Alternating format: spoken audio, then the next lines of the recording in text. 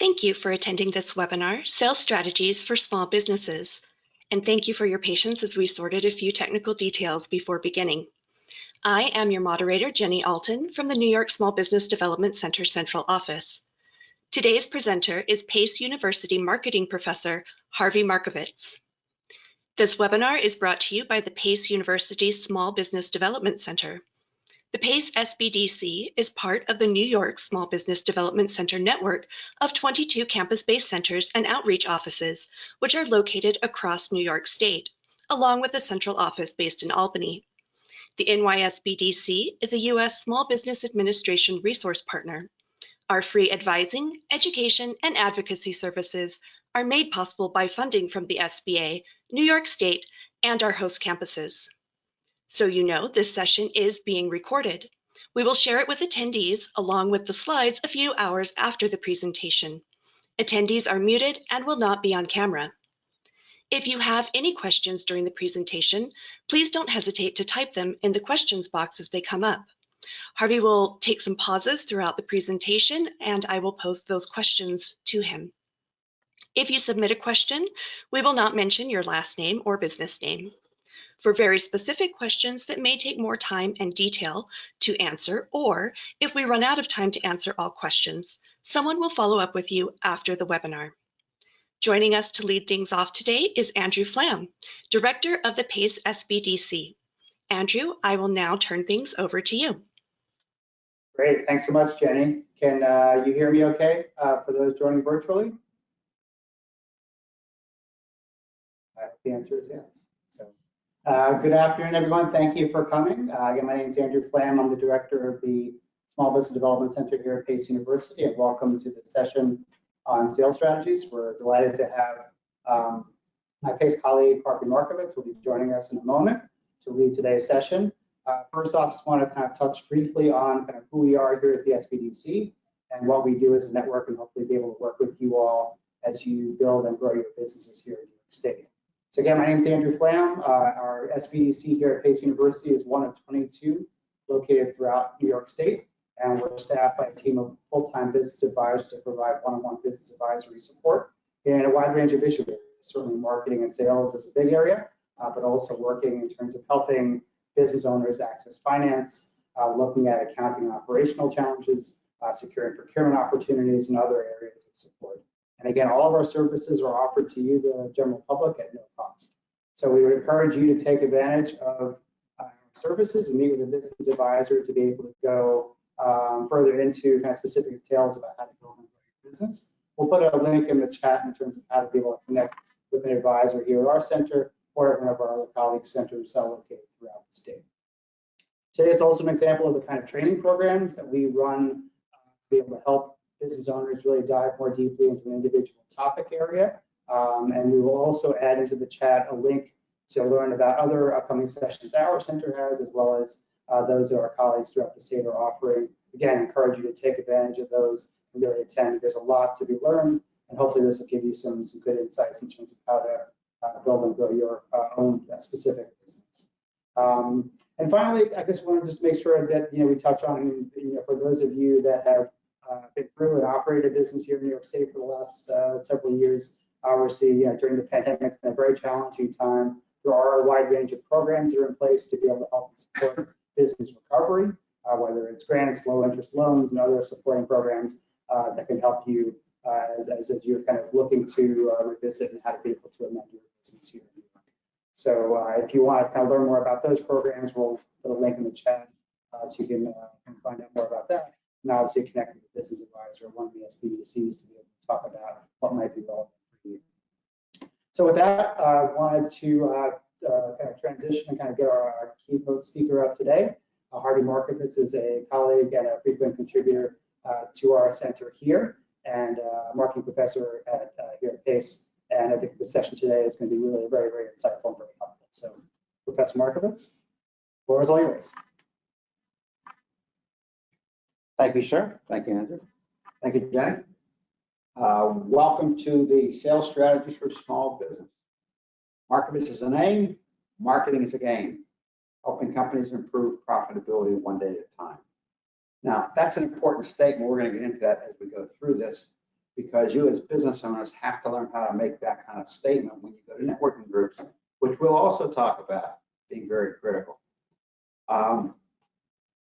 We all know that business thrives and we have various departments, accounting and finance and HR. But you know, none of this stuff would work. None of this stuff would work. None of these executives would have any jobs. No faculty at our school would have any work to do if it weren't for the marketing and sales folks in companies and in organizations, because we're the ones that drive business. And without us, there won't be any business. We all know that. So as a small business owner, you have to know how to generate business. So what we're going to try to concentrate on today are some shortcuts that you can learn to skip through the process of learning how to become a good business person and how to sell business. Okay. Networking is what we're all about also. It's all a matter of networking as a sales mindset. Okay, it's all a mindset. How do you do this stuff? And what you want to do is develop the right concepts, the right practice to execute so that you know how to network and you're networking well. And it's all about making a connection to potential customers. Isn't that what it's all about? Okay. So let's see what that's all about. Why business network? Well, business networking is the fastest track to success. What we're going to cover on today is basically the outreach that you have to do to get new business. It's that original contact with new prospects and clients. That's our concentration. We're not going to worry about what happens once you get the client in. That's time for another seminar. So what do you do once you get your client? Then it's a matter of sales techniques. How do you sell them? What do you do when you go into a meeting with a prospect? How do you ask questions? What questions do you ask? What we're going to concentrate today on is making original contact with a prospect for your business. Okay. So business networking is the fastest way to do this. Business networking. Some of you might have gone out to business networking. Okay. Some of you might not have known that it existed. It's a possibility for you to get new business. In New York City, we're wide open for you getting new business through networking opportunities. Okay, so what happens when we get into networking? By the way, I'll just give you a name, one organization. It's called BNI, Business Networking International, which is a great networking organization. I'm not giving any free publicity here, but it's a great networking organization group for you to go to meet new prospects, for you to go to meet prospects for your business. And generally in BNI, there's one vendor for a particular incident. So you're not competing with anybody else, and you're going there for the purpose of generating leads and sharing leads with other businesses. But when you get there, you have to know how to make an introduction that's going to stick.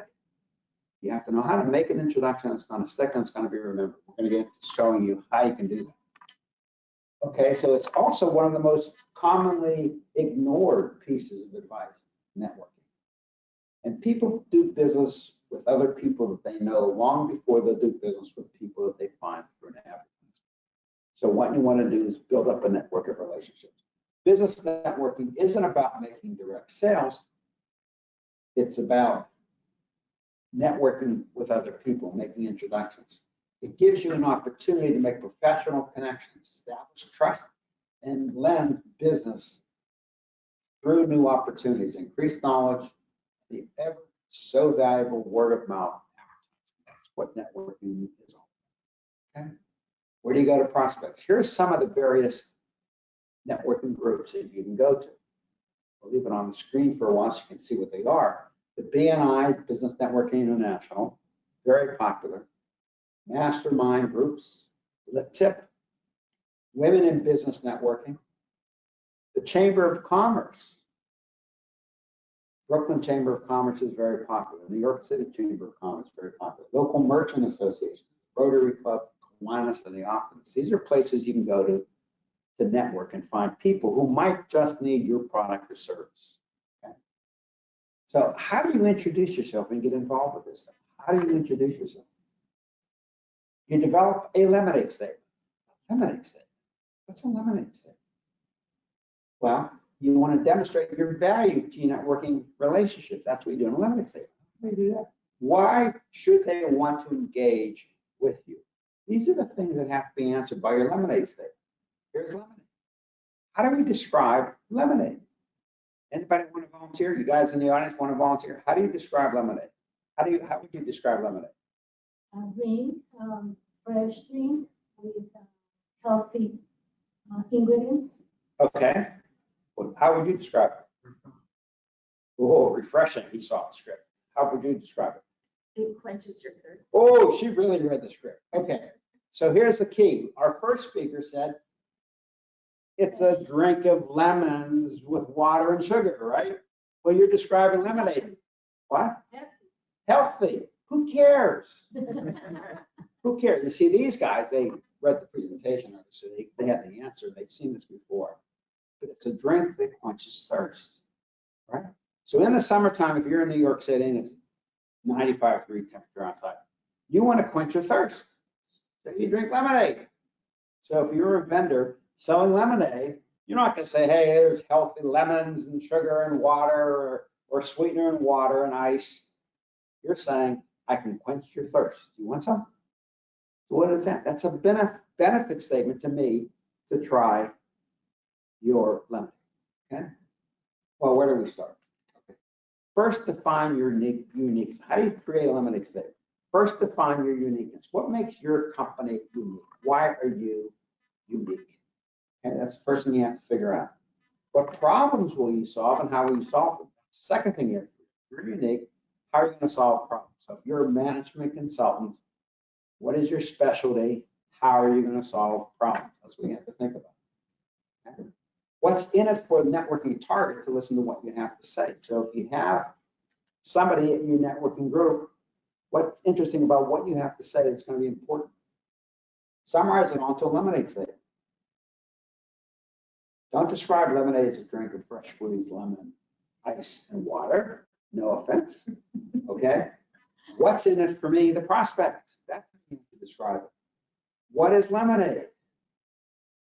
What is lemonade? That's what you have to figure out how to drive. Describe it in terms of the networking prospect wants to hear. Ready? Here's the most important thing you should remember. WIIFM, my favorite radio station. What's in it for me? What's in it for me to talk to you? Okay. It quenches my thirst, right? Okay.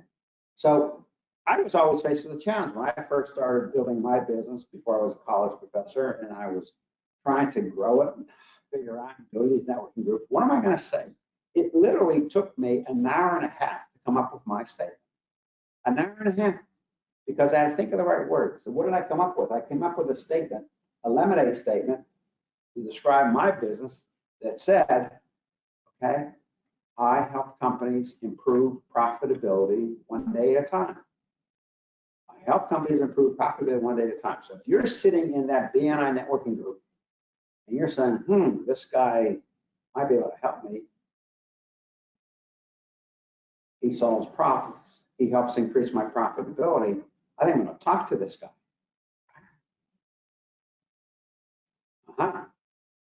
Because of my lemonade statement, I got that person's attention. Describe your business in simple terms like lemonade, 10 words or less. I help companies improve profitability one day at a time. That's less than 10 words. Okay. Now, you want to make a statement. Here it is. Harvey Markovitz. Markovitz is the name.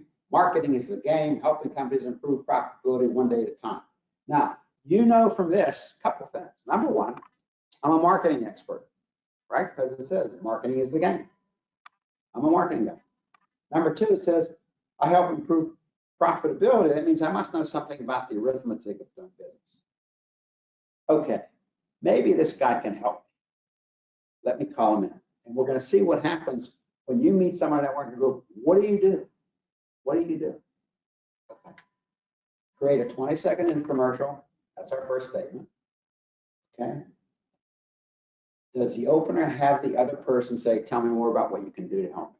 That's what you want to be able to do. So I think the most statement that I have is helping companies improve helping companies improve profitability one day at a time is going to open the questions, how can you help me? Am I specific enough about my uniqueness? I think so. And does it show that I enjoy what I'm doing? Well, by my exuberance, I think you can see that. And what benefits do I offer? Increasing profitability for the company. What makes me unique? The fact that I don't charge you monies in advance. I charge you one day at a time. A lot of companies come in for a consulting engagement and they say, well, it's going to cost you 10 grand to hire me for an assignment.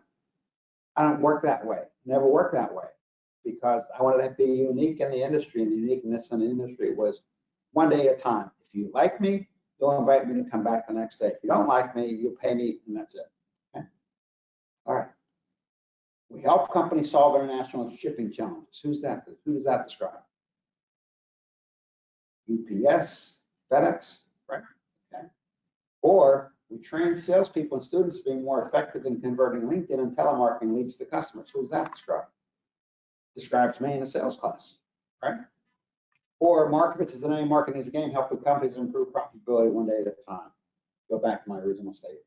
So a statement of your or your company's unique selling proposition.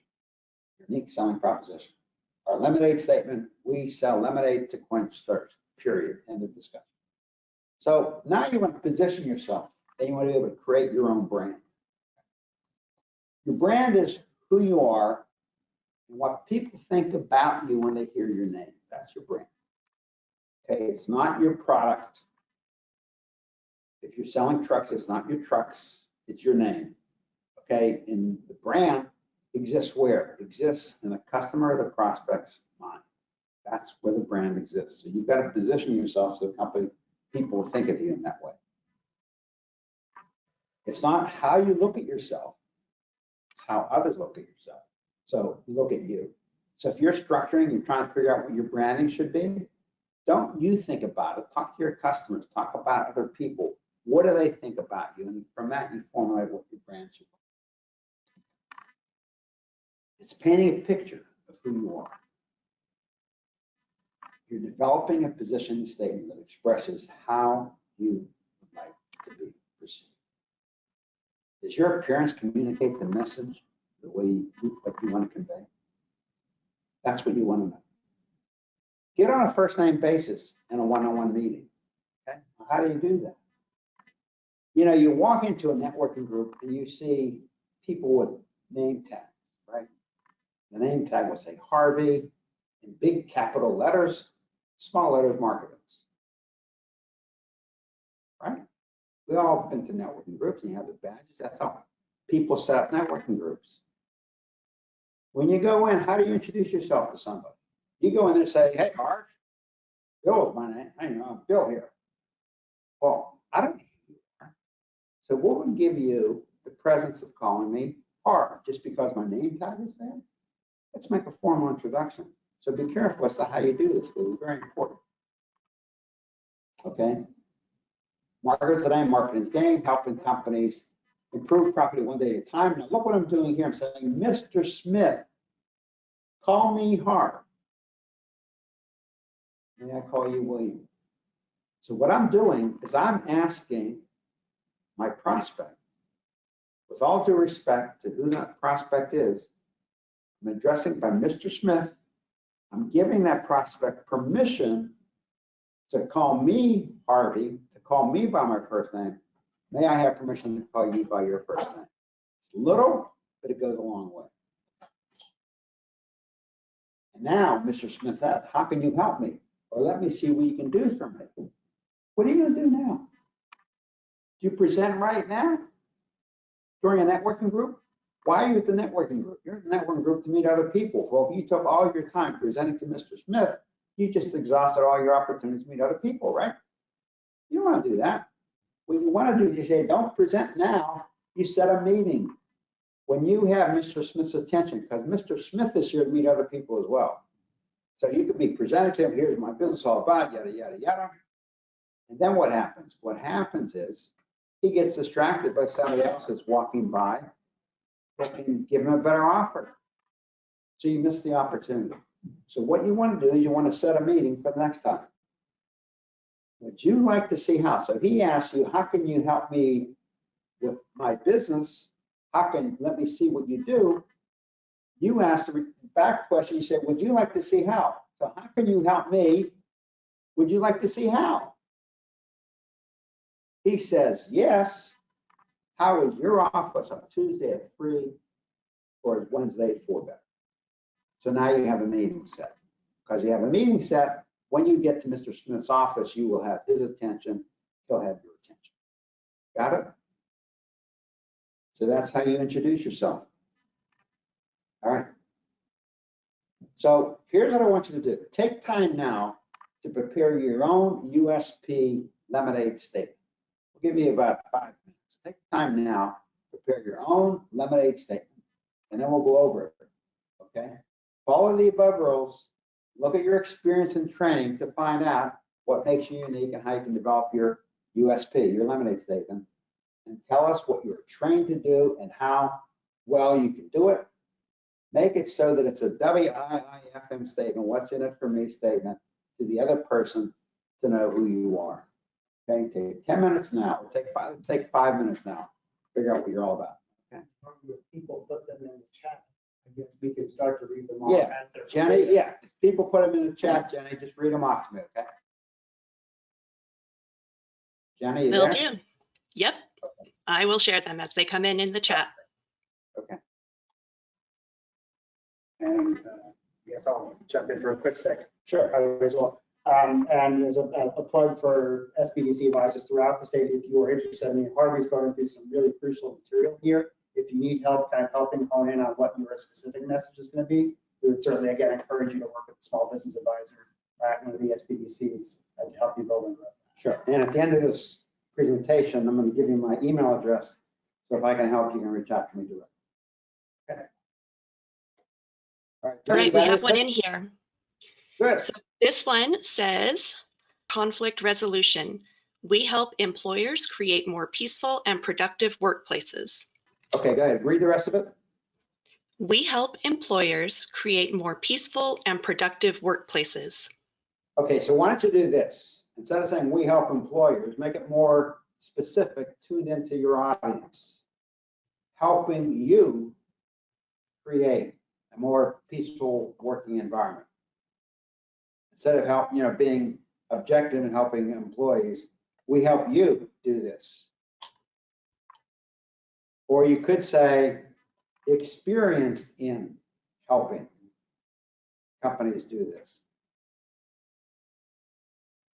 The question gets baked is, well, how much experience do you have? Would you like to see what I can do for you? Okay, then I'll tell you. Okay, we have another one. Go ahead. We provide childcare solutions for families and businesses. Wait, we provide childcare solutions in what? For families and businesses. We provide childcare solutions for families and businesses. Okay. Correct. So take out providing you, cut it shorter, and say providing. These little changes mean something. Providing childcare solutions, yada, yada. You got it? Or you Great. could even say since when the company was founded, since 2000, providing solutions. That way they know you've been around for a while. You're just not a new kid on the block. And both writers say thank you. All right. So effectively what you're doing is you're calling on the audience, your audience, in your networking statement to reflect on how you can possibly help them, and for them to pose the question, tell me, Jenny, how can you help me with my business, or how can you help me solve my problem? Then your follow-up with that is, would you like to see how, and you set an appointment. Got it? Okay, let's move on. Any others, Jenny? That's it? We do. We actually have two more. All right, go ahead. So the next one is we provide business development and sales services to different subcontractor trades in the New York City commercial construction market. Okay, that's too long, right? That's too long, so let's focus it down. You want to specify that you're functioning for the construction firm, construction business. Is that it? That's a key element, I would guess. Okay, so if that's a key element, what you want to do is serving the construction industry as a lead off, And to show that your experience since, put the date your company has been founded. So serving the construction industry since yada, yada. And then providing, what's the tail end of that? Okay, we provide business development and sales services. All right, providing business development and sales services. Or you can make a statement for the construction industry, growing businesses in this area, or growing business in the subset areas. You want to make it very short, very sweet. Here's a problem we can solve. You have a problem growing your business. You have a problem getting sales leads. You have a problem generating revenue. Once you start going, we can help you do that. That's what you want to say. It takes some time to work that through. Complicated issues take a little bit longer, okay? But that's the essence of what we're trying to accomplish, okay? What was the other one you got?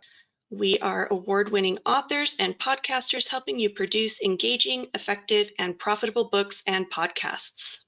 Okay, so just cut to the end. What you do is you help generate productive podcasts, right? Or you generate you produce podcasts that will generate revenue.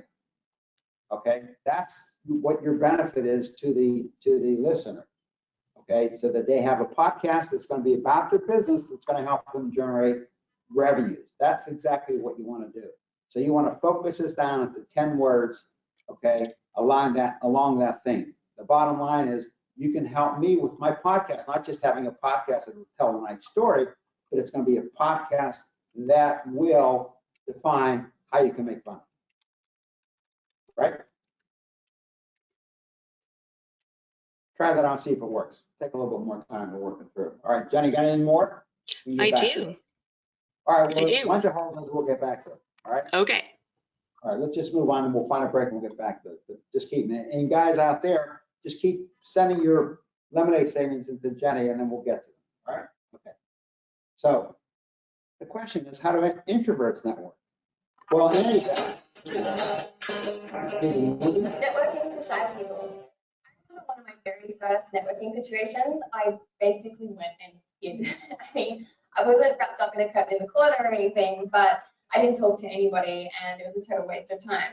But now that I've learned a few bits and pieces and gotten used to it, I have a much richer experience of networking and it definitely pays off. I know it's a little bit awkward, but it's absolutely worth it. You might meet someone who can help you directly, or you might meet someone who can connect you to someone in their network. So, for example, I remember going to an event and meeting a podiatrist, and he was able to introduce me to the Australian editor of Harper's Bazaar. And I mean, that was so unexpected and cool. So I put together a bunch of tips of things that I've learned over the years that might help you in networking. Tip number one, introduce yourself. I know that seems super obvious, but it is a bit of a weird social situation. So if I walk into a room and there's a group of people, what I tend to do is walk up to them and just say, hi, do you mind if I join you? And of course they will welcome you. Be friendly, don't just get straight into business, ask how their day has been. And then that next question can be, so tell me what you do. And then you've introduced yourself and it's pretty easy going. On the flip side, if you're in a group of people and you see someone standing by themselves, then invite them into your group. That way, you've done something really nice for them actually, because it's, they've obviously experienced with awkwardness, and secondly, you've met another person. Tip number two is short conversations. So nobody think that you're rude at all for having a short conversation. I mean, don't be abrupt, but look, you're not there to lock in and become best friends and all that sort of stuff. That might happen in the future, but definitely at this event, you're there to make lots and lots of connections. So have like short, meaningful conversations and keep going. Tip number three, business cards. Don't forget to take your business cards with you. I've totally done this before. It's a huge pain in the butt. Also, too, anyone whose business card you get, make sure you email them within 24 hours. This is for both of you. So for you, so you remember, why you made that connection. Secondly, so you're still fresh in their mind. And thirdly, so that when you do inevitably lose their business card, you'll have their details booked somewhere. So look, I really hope that these tips have helped you, and I would love to hear your tips as well. So please put them into the comments below so that I can learn from you. Hit me up on YouTube, just hit the subscribe button if you would like to, and come see me on Instagram, Twitter, and Facebook as well. And don't forget, do everything before you're ready. Bye. Okay, so how do introverts network? You've got to force yourself to follow these simple rules, the very simple rules of getting yourself introduced to people. You start off by having your lemonade statement, so you can clearly say who you are, so people know who you are, and then you go in to introduce yourself. Now, part of the key when you introduce yourself is how do you introduce yourself? Okay, the very simple business card. Very simple business card. Like this is my business card at Pace, but on the bottom of my business card at Pace, I probably violated all rules in getting this printed up in my college. I don't know how the hell did you get that? How the heck did you get that printed on your card? And I have on the bottom of my card, same thing I had before, helping companies improve profitability one day at a time. So it says I'm a marketing professor at Pace, but all it says is what my title is. So many of you have cards and it has your title on it in your company. Period, right? You meet someone in a networking group, you hand them your business card, they have no clue you have a business card there. And that's what it says, just your name, your company, right? Doesn't say what you do, right? So I met you, I have no clue as to what you're all about. I met you last week, right? So you put on the business card, that same thing we talked about before, your lemonade statement, helping companies improve profitability one day at a time. Oh, that's who that guy is, that management consulting guy. He's the one I want to talk to. Let me give him a call. Okay. Also, another hint, a white card is much better than a colored card. A matte card is much better than a glossy card. Why? Because people write on business cards. And why do the bottom and the back of the card? Just keep it on the front of the card. So there's one place that people can look at. And they can write on the card. That's what you want your business card to do. It's a communicating device. Second point, we're now just getting out of COVID, right? How do you normally meet somebody? You go up and say, hi, Andrew, right? You extend your hand. Now, what if Andrew is a germaphobe, particularly after COVID? He doesn't want to touch anybody. I mean, I have several colleagues on faculty that don't want to touch anybody. Can't shake their hand. What do? How do you get yourself involved? Now, if you extend your hand and they don't take it, that's called an air hand. Your hand just going to be hanging there. If they extend their hand to you, if the buyer extends a hand to you, you take it, right? But if they don't, prevent that from happening, here's what you do. You simply make your introduction. Susan, can you just come here for a second? I'm going to do this to you. You'll see how easy this is. Just come on, you can get on camera. Stand on the side. All right, so I'm meeting Susan at a networking group, right? All right, and I say, oh, this Gluck, right? Yeah, I don't say Miss Gluck, right? Because I see her name, it says Susan Gluck. Big word Susan, small word Gluck.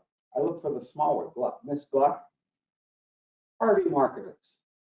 Markovitz is the game, marketing is and Markovitz is the name, marketing is the game, helping companies improve profitability one day at a time.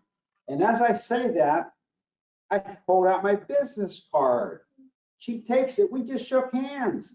She now looks at it. She knows who I am. Got it? That's how you introduce yourself, even today, in today's world, post-COVID or during the end of COVID. So you don't have to worry about germaphobe. Thank you very much, Susan.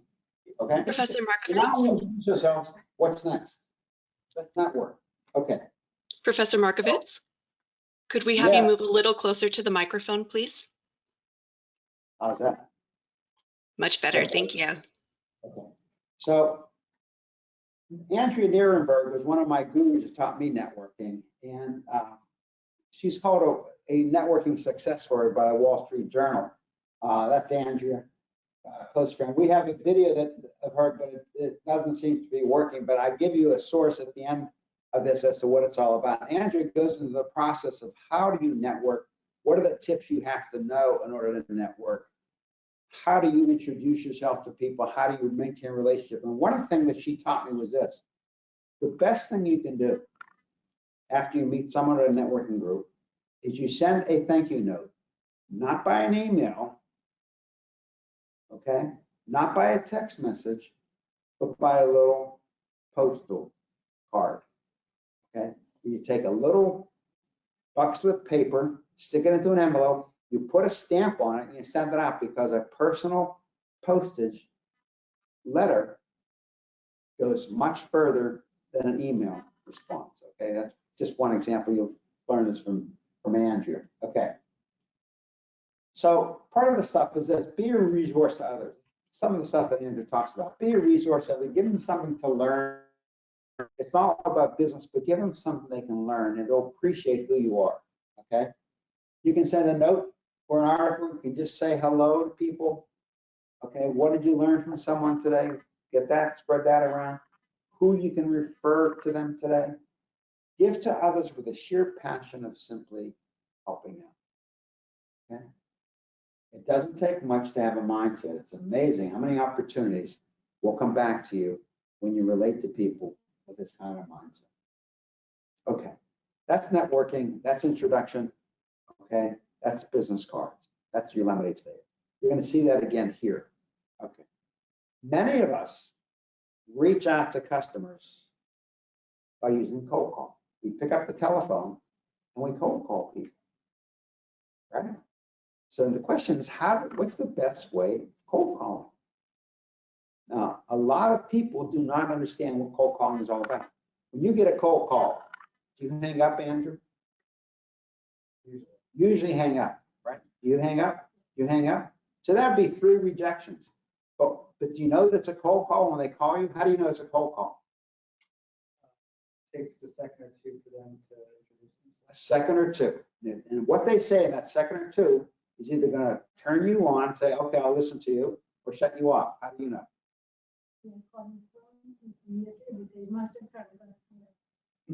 They say they're calling from MasterCard, you hang up. So you tell them, so I'm trying to sell you something. MasterCard wants to sell you more services, right? That's what you got.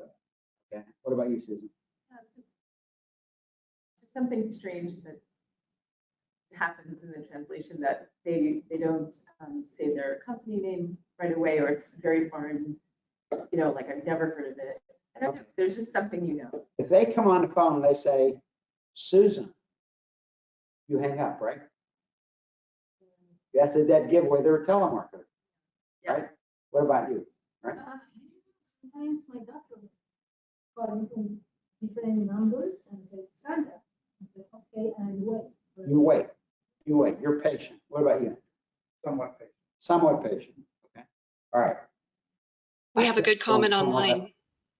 What? I'm sorry? Someone said they mispronounced my name. She has a unique name. Okay. All right. That's a big challenge. Or they came out with a first name basis. That's a real challenge. You know, somebody comes on first name, you know, hey, Harv. You know, hey, Harv. I mean, they hang up. I know they're a telemarketer, right? Or how you doing today, Harv? Hang up. Who would they ask me how I'm doing? I don't know who they are. That's a very personal statement to ask you, how are you? Okay. So let's go through some tips on what you can do to improve and enhance your ability to make a cold call. So what's the purpose of a cold call? What's the purpose of it? Anybody, what's the purpose of a cold call? To sell? To create a warm lead somehow. Create a warm lead? Generate interest.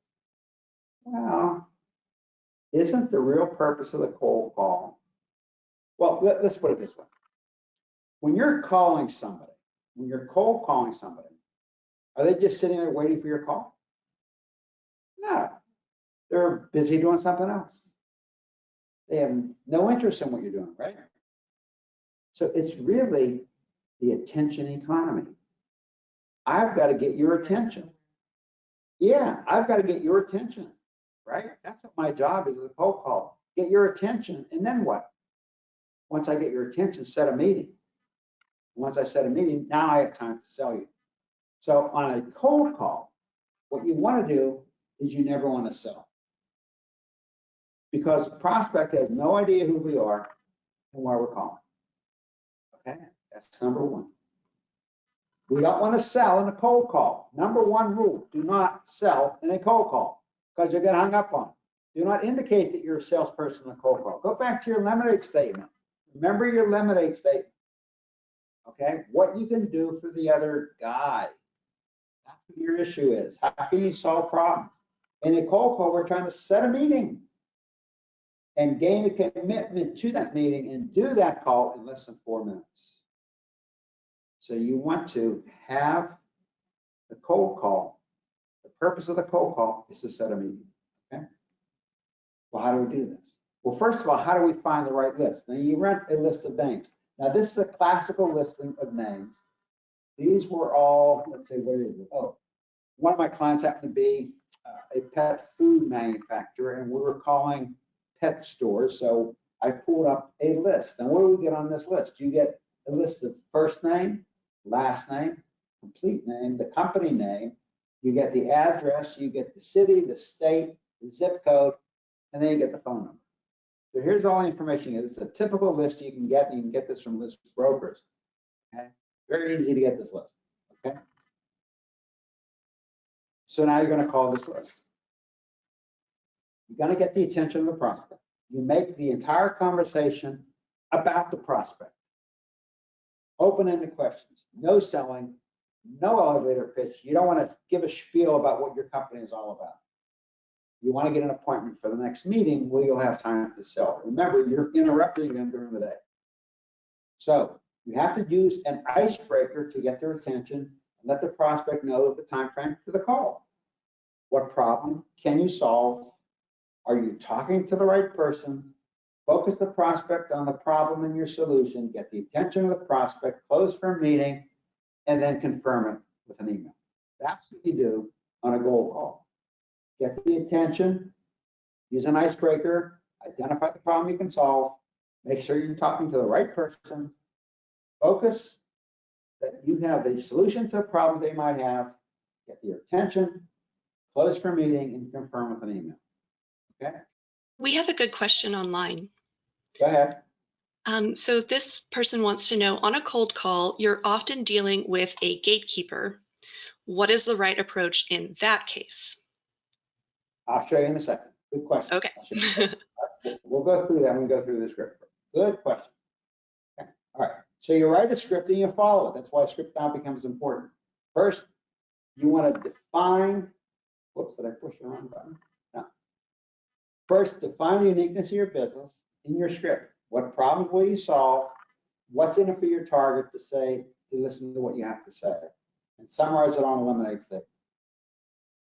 So they have no idea who we are. They don't want to talk. We don't want to sell in a cold call. We're trying to set a meeting. So here's where we start. We want to summarize all the stuff into a lemonade statement. Why are we backing up here?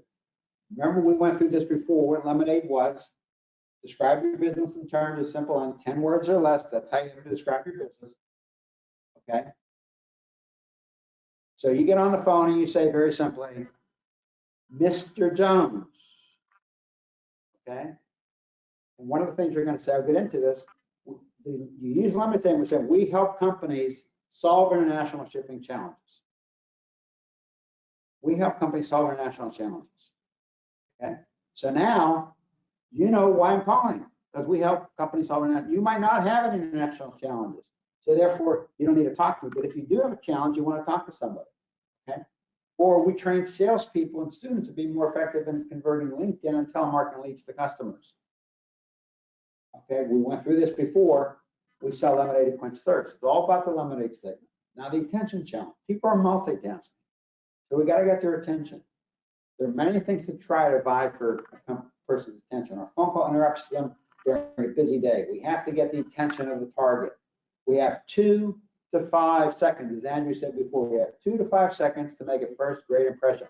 You can't make a second great first impression. Okay. We don't want to overload the prospect with information, tell them too much information what we can do for them. We want to show them how we can solve a problem. We don't want to have an elevator pitch. We don't want to set off the prospect's trigger that we're asking for too much information. So who are we calling? We're calling someone with a perceived knowledge, with a perceived problem. We're assuming that they have a problem. Okay? What's our purpose? To get an appointment. No, we want to make an appointment to get a meeting. Okay? We must know what we want the prospect to do when we call. It can't be complicated. We have to keep it simple. All right, so let's cut to the chase. We want our goal call to look like this. I call it a goal call because more chances than not of getting an appointment by using this methodology. Okay? Be sure you're talking to the right person. How do you be sure you're talking to the right person? Someone said before, I've talked to a gatekeeper. How do you get beyond that? What's the problem to be solved? So let's first define what our problem is to be solved. Is a person responsible for problem solving? Or are they just the gatekeeper? I don't know. Does that prospect have the authority to solve it? Or are they just the gatekeeper? Clarify, question, qualify, do not sell on this call. Control the meeting by asking questions, not by selling or complicating issues, by giving facts that aren't necessary right now. Okay? No elevator pitch. Fashion your call like a text message. Break it into bite sizes. The survey thread I just showed you. Don't give out too much information. USP works, but don't try to make that USP into an elevator pitch. Remember, you're interrupting someone while they're busy doing something else. They don't want to talk to you. This is the first meeting. Must be simple and to the point, and do it quickly. Keep it simple. Make it KISS. Here it is. Here's the process. The icebreaker, the lemonade statement, focus question, the attention question, and the closing question. These are the steps that you go through. These various points. Okay? So what's the icebreaker? The icebreaker is making a statement. The icebreaker is making a statement that says, with a question. Starting off with a question. Susan, okay, I said, Miss Gluck, I was hoping I can get 10 seconds to tell you why I'm calling today. That's a question. I was hoping I can get 10 seconds. I'm putting it on a personal basis. I didn't say I was selling anything. I said, Susan, Harvey Markovitz, Pace University, I was hoping I can get 10 seconds to tell you why I'm calling today. So what do you know from that? You know that the time limit is 10 seconds. Okay, it's not going to be a long conversation. And I'm hoping, I'm putting on a personal basis, I'm hoping I can get 10 seconds from you to talk. Okay? Try it, but it works. Okay. The icebreaker. You've got to connect with a prospect and do it fast, skip the sales pitch, go to the questions about the prospect. First, define your USP. We help companies improve profitability one day at a time. We train your people to become professional salespeople. Okay? Give the human touch. Don't sound like every other telemarketer. Don't sound like everybody else who calls. Be different. Okay? You said this already. You have 2 seconds to tell people why you want to call. You're not selling a phone. Your mission is to get the appointment. So now, if you call in and you say, "This is Harvey Markovitz. I'm going to 10 seconds to tell you why I'm calling," get their focus. Let them know how long it'll be. Now, you state your lemonade statement. Okay? You state your lemonade statement. What's in it for me about your lemonade statement? And then you ask a very simple question when you're done with this. The transition statement. I have one question to ask you. So now I'm listening. You're listening to what is that question? What's he want to know? Okay, what's he want to know? I want to keep the conversation going. So I have one. Before I go any further, let me ask you this. Before you go any further, let me ask you this. Or here's the reason for my call. Okay, now we want to find out if we're talking to the right person. We're going to ask a focus question. Make sure you're talking to the right person. Susan, are you responsible? I mean, how much of your time is spent on training your people? If she says no, it doesn't work. If I know I'm talking to a gatekeeper, here and answer that question, here's what you say. Tell me, we train sales executives to be more proficient, to translate leads, LinkedIn leads into customers. Tell me, if I had a way of solving these problems for your company, who would I have to talk to? That's what you ask the gatekeeper. If I had a way to save you money or to solve this problem, who would I talk to? Let the gatekeeper then tell you who to talk to. Got it? That would be the gatekeeper question. So what you're doing is you're connecting the prospect. When it comes to training students or new, how much personal involvement do you have? How much personal, you're putting on a personal basis with this person. Okay, these are the statements you would make.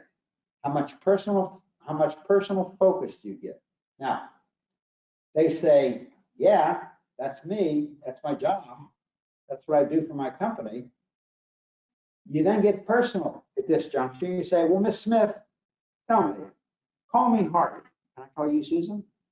So now you're on a first name basis. Then you have another transition. If the person is the right person, just go on to the next step. And this is the gatekeeper question. If you know you're talking to a gatekeeper, you ask a question like this. Suppose I were in a position to train your people to be more proficient at a lower cost than you have right now.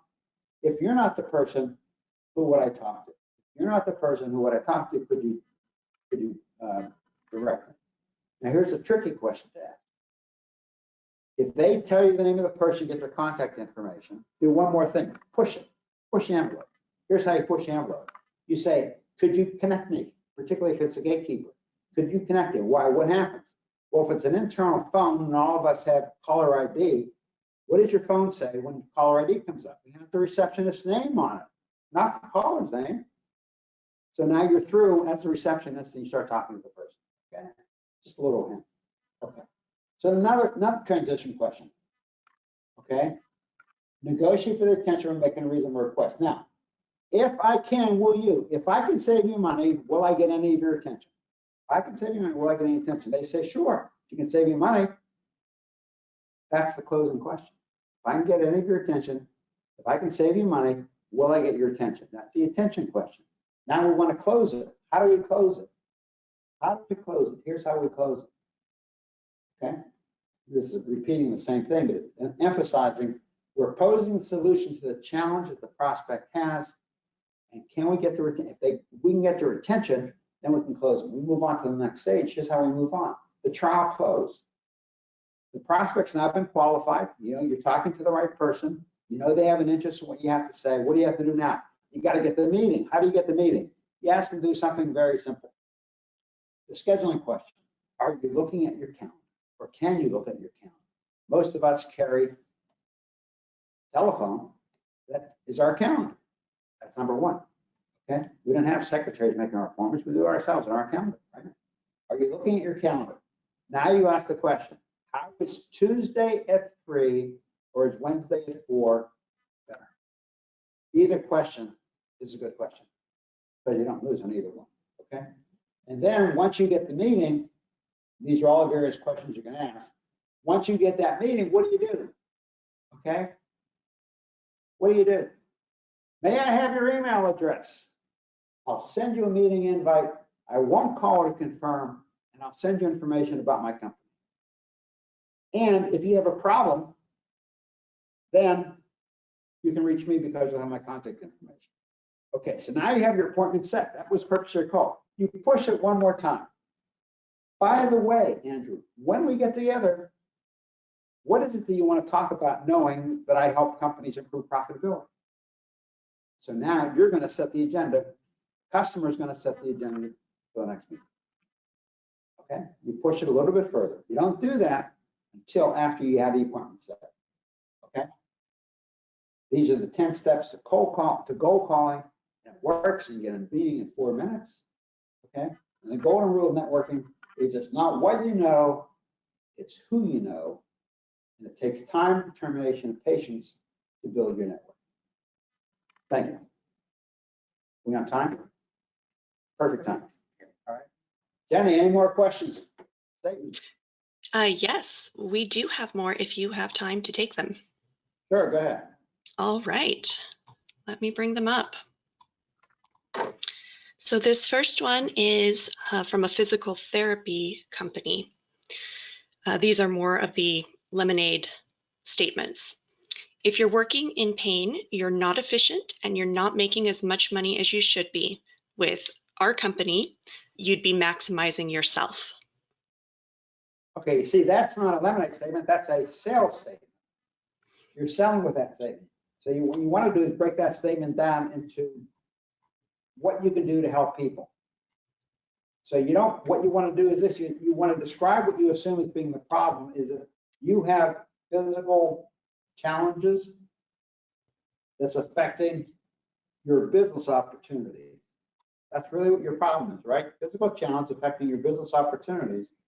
So what you could say as a company, you don't even have to describe a company. You can say we have solved since such and such time, since 2000, people with physical challenges improve their working ability with pain. Excellent. This next one is for a digital marketing agency, and it reads, "We are a creative riot. We help you catch eyeballs and make noise." Okay, that means absolutely nothing to me. I want to know how you can help me make money.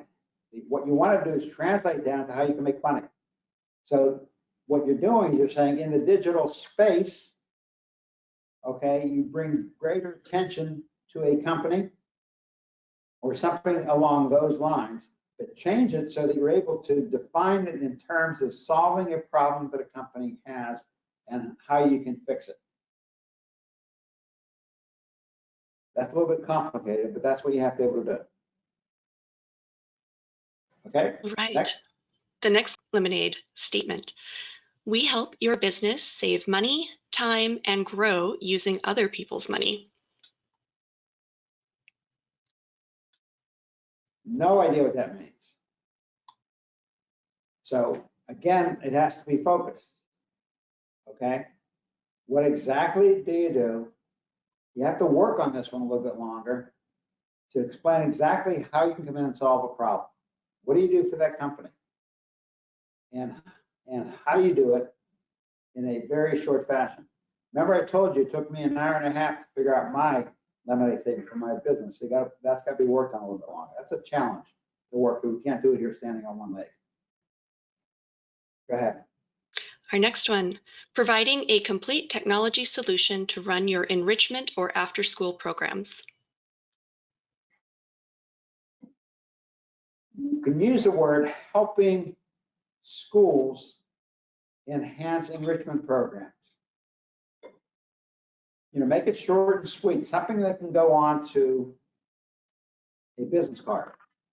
Short and sweet, without being an advertising or a sales pitch. All right, the next one. Experienced explorers of upstate New York, creating friendships and adventures since 2016. Who are they targeting? Individuals or companies? That becomes an issue. Where's the market? Individuals or companies? And then you're asking the question. You could be asking the question there, what problem are you going to solve for the person who's going to be reading your advertising? And then translate that into a lemonade statement. The next one. Jenny, they're throwing some good challenging questions here. I know, they really are. So the next one, we provide funding to businesses so they can grow and be more effective, I think is what the end is supposed to be. It got cut off a little bit there. So it's helping companies grow by providing funding. Except that doesn't mean anything. That's like a bank.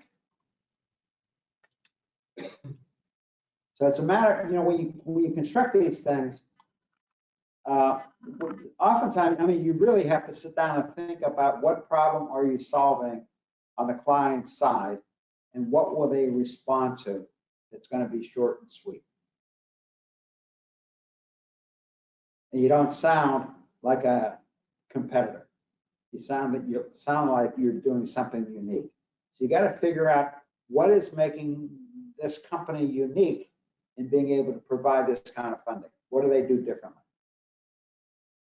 Okay, this one is another digital marketing agency. We help you elevate your brand with our integrated market services. That's close. Say it again. We help you elevate your brand with our integrated market services. Helping you integrate your brand with, helping you grow your brand with integrated marketing services. That's how I would cut it back. Just a slight editing. Go ahead. Okay, we actually made it to the end of the list. All right. Are there any other questions? Well, you'll have a copy of this presentation, which Jenny will give out to everybody. And my contact information is on here where you can always reach me. It's at hmarkovitz@pace.edu. And I'll gladly talk with you about what your next step ought to be, including who to talk to in the SBDC here at Pace. Okay. Well, thank you so much, Professor Markovitz. And You're thank you welcome. for everyone who joined us today. You will receive that follow-up email a few hours after today's webinar with a link to the recording and these slides. We kindly ask you to take a few minutes to give us feedback in the webinar survey that displays after the webinar and is linked in that follow-up email. If you have questions related to this webinar, you can reply to the follow-up email. We hope that you have a wonderful rest of your day. And there are many thanks coming in, so I'm just relaying those to you as well, Professor Markovitz. Okay, thank you. Have a great day and be profitable.